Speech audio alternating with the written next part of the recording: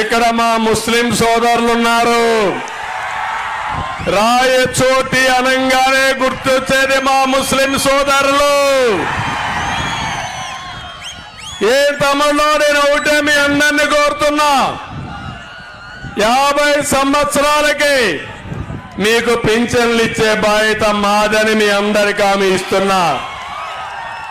ఇదే కాదు, ఈరోజు ఒక్కసారి మీరు ఆలోచించండి, తెలుగుదేశం పార్టీ హయాంలో ఎప్పుడైనా ముస్లింలకు అన్యాయం జరిగిందా తమ్ముళ్ళు అని అడుగుతున్నా. ఇక్కడుండి మిథున్ రెడ్డి ఎంపీగా ఉండి ఢిల్లీ పార్లమెంట్ లో సిఏఏ బిల్లును సపోర్ట్ చేశాడా లేదా? ఎన్ఆర్సీ సపోర్ట్ చేశాడా లేదా? ఇప్పుడు వచ్చి కళ్ళబొల్లి మాటలు మాట్లాడుతున్నాడా లేదా?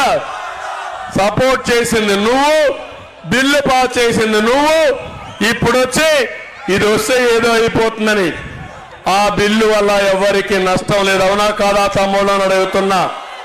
నేను ఒకటే చెప్తున్నాను, ఎన్డీఏలో తెలుగుదేశం భాగస్వామ్యంగా ఉంటే 95లో ఉర్దూ యూనివర్సిటీ పెట్టాం వాజ్పేయి గారి సహకారంతో. ఆ రోజే ఫైనాన్స్ కార్పొరేషన్ ఎస్టాబ్లిష్ చేశాం, హజ్ హౌస్ కట్టాం. తర్వాత రాష్ట్రం విడిపోతే ఇక్కడ ఒక హజ్ హౌస్ కడపలో కట్టాం. కడపలో నేను హజ్ హౌస్ కడితే ఒక డిప్యూటీ సీఎం ఉన్నాడు, 10% పని పూర్తి చేయలేదు తమ్ముళ్ళు. నేను అందుకే మీ అందరికీ హామీ ఇస్తున్నా, కడపలో హజ్ హౌస్ కడతాం, విజయవాడలో హజ్ హౌస్ కడతాం. హజ్ యాత్రకు పోయే యాత్రికులకి 1 లక్ష రూపాయలు ఆర్థిక సహాయం చేసే బాధ్యత మాది. ఇదే కాదు, ఈరోజు ఒకటే చెప్తున్నా, ఉర్దూ 2వ భాష మేమే చేశాం. నేను అడుగుతున్నా, ఈరోజు దుల్హాన్ వస్తా ఉందా మీకు? రంజాన్ తోఫా వస్తా ఉందా మీకు? విదేశీ విద్య వస్తా ఉందా మీకు? ఎందుకు చేశారు? తెలుగుదేశం ఉన్నప్పుడు ఇచ్చామా లేదా అని మిమ్మల్ని అడుగుతున్నా. ఇంకో పక్క మౌజములకి ఇమాములకి 5,000 3,000 రూపాయలు ఇచ్చామా లేదా అని అడుగుతున్నా. అదే మరి షాదీ ఖానాలు కట్టాం, మసీదులకు ఆర్థిక సహాయం చేశాం. మళ్ళీ మీ అందరికీ హామీ ఇస్తున్నా, మైనారిటీలు కాపాడుకునే బాధ్యత నేను తీసుకుంటా. కిరణ్ కుమార్ రెడ్డి గారు కూడా ఆయన హయాంలో ఎప్పుడు కూడా ఎవరికి అన్యాయం జరగలేదని చెప్పి మీ అందరికీ హామీ ఇస్తున్నా.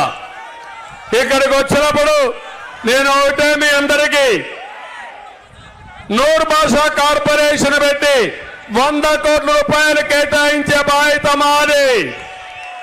మైనారిటీ ఫైనాన్స్ కార్పొరేషన్ ద్వారా 5 లక్షల వరకు వడ్డీ లేని రుణాలు ఇప్పించే బాధ్యత మాదని మీ అందరికీ హామీ ఇస్తున్నా. ఇమాములకి మౌజములకి 10,000 5,000 ఆందోళన ఇచ్చే బాధ్యత మాదని మీ అందరికీ హామీ ఇస్తున్నా.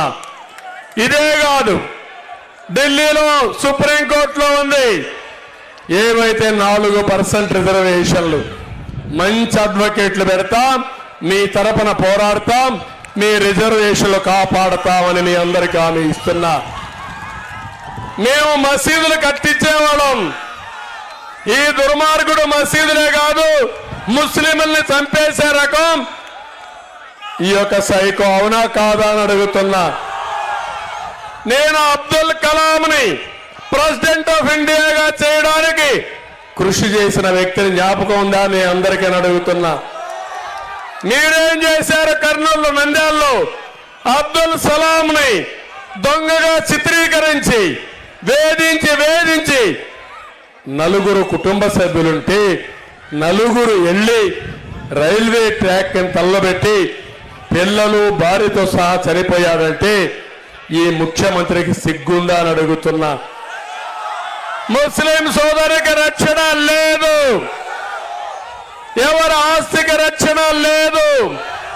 ఇక్కడే మైదుకూరులో ఒక ముస్లిం సోదరుడు భూమి వేరే వాళ్ళు గ్రాబింగ్ చేస్తే ఎన్ని అడిగినా సమాధానం చెప్పలేదు. అదే నా పీరియడ్ లో ఎప్పుడన్నా జరిగిందా తమ్ముళ్ళు అని మిమ్మల్ని అడుగుతున్నా.